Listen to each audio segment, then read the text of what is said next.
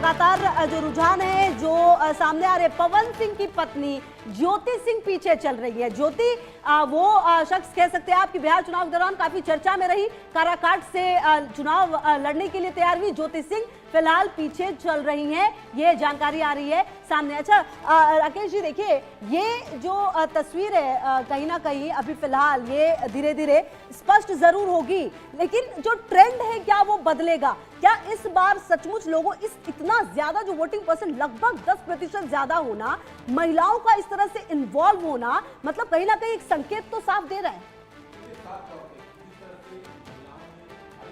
अपने मत का प्रयोग किया है और तकरीबन 10% जो है पुरुषों से ज्यादा मतदान, तो ये कहीं ना कहीं सब तय करेगा, रुख तय करेगा।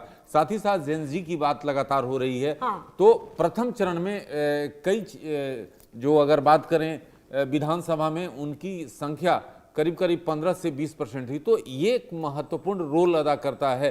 क्या जिस तरह से क्या जंगल राज की लगातार जो है एनडीए द्वारा बात की जा रही थी, क्या उस पर उन्होंने एतबार किया? क्या पलायन या रोजगार के मसले को लेकर जो तेजस्वी द्वारा लगातार इस बात को लेकर बातें कही जा रही थी, उस पर जो है जेन जी ने विश्वास किया? तो ये दो महत्वपूर्ण जो तत्व हैं, जो कि महिलाएं और जेन जी, ये किस की ओर गए, इस पर महत्वपूर्ण जो है रिजल्ट तय करेगा। जिस तरह से लगातार जो देख रहे हैं बैलेट में इस तरह की कांटे की टक्कर जो है हमने पिछले बार भी देखा था, इस तरह से मुकाबला इतनी नज़दीक का नहीं था। तो ये देखना काफ़ी महत्वपूर्ण होगा कि जैसे ही जो है बैलेट की गिनती खत्म होती है उसके बाद ईवीएम की गिनती शुरू होगी, तो क्या जिस तरह से जो दोनों गठबंधन है आखिरकार किस तरह से आगे बढ़ते हैं। और ठीक है राहुल लाल जी, मेरा सवाल आपसे होगा क्योंकि देखिए ये जो तमाम सीटों के जो भी रुझान सामने आ रहे हैं, चलिए मैं आपके पास आऊंगी राहुल लाल जी, और बड़ी खबर का रुख कर लेते हैं। बड़ी खबर इस वक्त सामने आ रही है, 120 सीटों के रुझान आ गए हैं।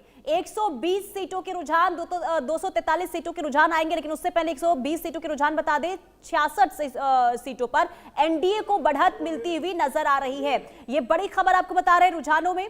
48 सीटों पर महागठबंधन आगे। राहुल लाल जी देखिए अभी तो रुझान है, कुछ भी अभी कहा नहीं जा सकता, लेकिन मैं आपसे ये समझूंगी जो वीआईपी सीट लखीसराय की जिसका जिक्र आप कर रहे थे, जो हमने वहां पर विरोध देखा था पहले फेज में विजय सिन्हा को लेकर, और इसके बाद अभी एक और सीट महुआ की अगर हम बात कर रहे थे, तेज प्रताप यादव भी पीछे चल रहे हैं अपनी सीट से। देखिए महुआ का तो काफी रोचक मुकाबला हम लोगों को दिख रहा है। तेज प्रताप यादव कभी जो है कि वो आगे चल रहे होते हैं, कभी वहां पे जो है कि आरजेडी आगे चल रही है और कभी वहां पे लोजपा आगे चल रही है, और वो बिल्कुल एक तरह से त्रिकोणात्मक मुकाबला है। और पहले जो संभावनाएं मानी जा रही थी कि तेज प्रताप के लिए जो है कि वो बहुत आसानी से होगा, तो वो स्थितियां वहां पे नहीं है। तो वहां पे लोजपा की भी स्थिति काफी मजबूत मान सकते हैं कि इन दोनों के भिड़ंत में आरजेडी और तेज प्रताप के भिड़ंत में वो भी जा सकते हैं।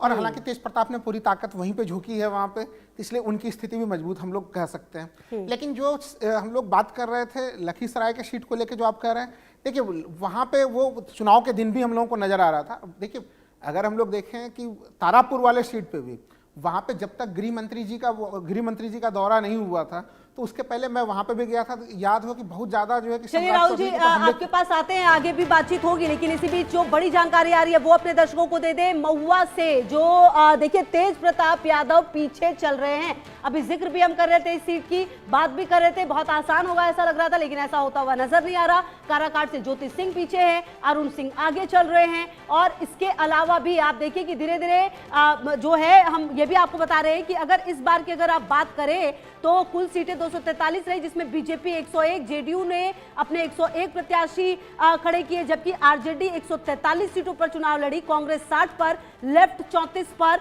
वीआईपी 15 पर, आईआईपी 3 पर, आरएलएम 6 पर, हम जो है वो 6 पर, और जो चिराग पासवान है उन्होंने 29 सीट पर अपने उम्मीदवार उतारे। तो कुल मिलाकर आप देखिए कि जिस तरीके से सबसे ज्यादा उम्मीदवारों को उतारने का जो आरजेडी ने काम किया है, कितनी सफलता मिल पाएगी, क्या स्ट्राइक रेट होगा, ये देखना बेहद अहम होगा। अच्छा राकेश जी, मेरा एक सवाल ये भी था, पिछले चुनाव को देखें और इस चुनाव को, पिछले चुनाव में सिर्फ 0.3% के मार्जिन से अगर कहा जाए तो सरकार बनाने से चूक गए थे तेजस्वी यादव।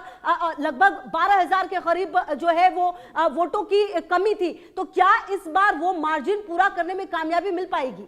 देखिए तेजस्वी इसी बात को लगातार जो है हर एक बात में जैसे ही जो है दोनों